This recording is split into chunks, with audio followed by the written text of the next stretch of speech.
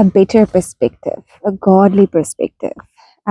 Dit is om 'n situasie, omstandighede, mense, jou gesin, jou familie, jou man, jou kinders te sien, nie net in daai oomblik nie, maar buite daai oomblik.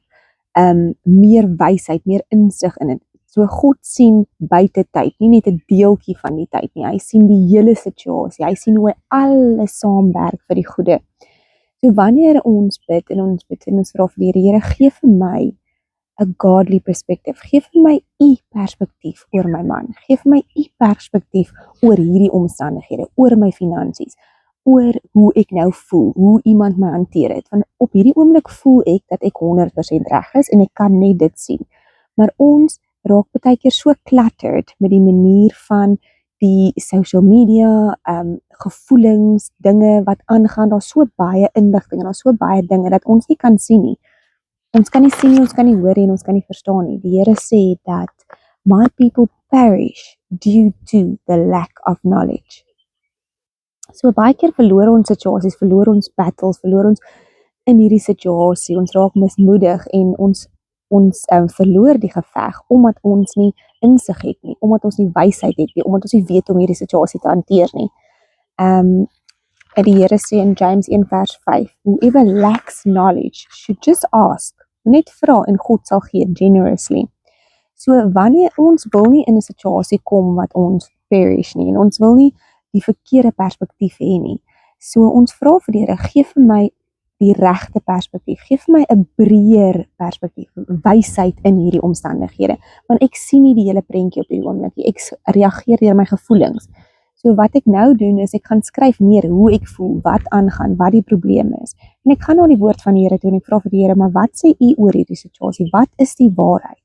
Wys my, maak oop my oë. Die Here sê in Esekiel 12 vers 2, in Matteus, in Jeremia, dat ons het oë, maar ons sien nie. Ons het ore, maar ons hoor nie. Ons hart verstaan nie wat nou aangaan nie. So ons vra vir die Here, maak oop my oë, maak oop my oë, maak oop my ore. Laat my hart sag raak dat ek kan verstaan, dat ek buite hierdie omstandighede kan sien wat nou besig is om aan te gaan. Is 'n dom voorbeeld, maar ons is nou op vakansie en my seentjie, die oudste, is 8 jaar oud. Hy wil heeltyd gaan bowling.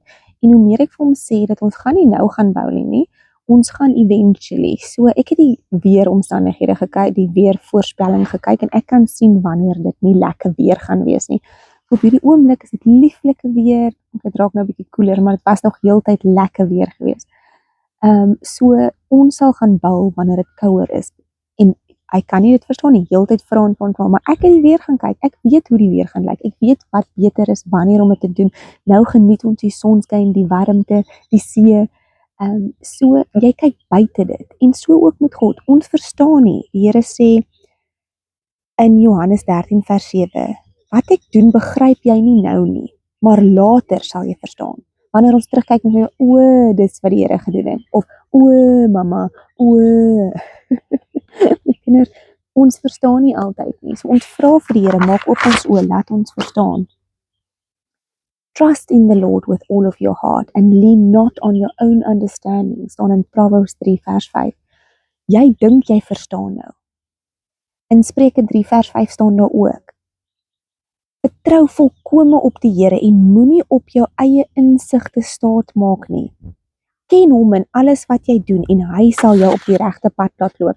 So moenie jou perspektief vertrou nie. Kyk na 'n situasie, kyk hoe jy voel oor die ding. Jy reageer nou oor hoe jy jou kinders nou sien, hoe jy jou man sien, hoe jy jou finansies nou sien. Jou emosies word daardeur bepaal, maar dit is nie noodwendig die waarheid nie. So gaan ondersoek dit, skryf dit neer, gaan na die Here toe en vra, wat is wat u sê is die waarheid oor hierdie omstandighede, oor my vyande, oor my werksomstandighede, my werkgewer, my wie ook al rondom jou is. Wat sê God daaroor? En dit is dan wat die laaste sê. En dit is dan hoe ek die omstandighede sien en dis dan hoe ek my gebede verander en so ook bid daarvoor. So my gebed is vir jou dat jy sal kyk met nuwe oë, met insig. Vra vir God vir wysheid, soos hy sê in James 1 vers 5. Vra vir wysheid en hy sal dit vir jou gee. Don't perish due to a lack of knowledge. Vra vir die Here vir wysheid. Maak sag jou hart met die woord van die Here.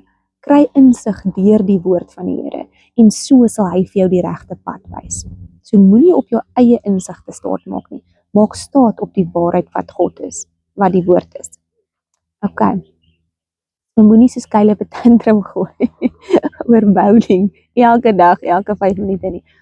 Gaan kyk buite die omstandighede en God laat werk alles vir die goed. Okay. And that's a wrap. Bye.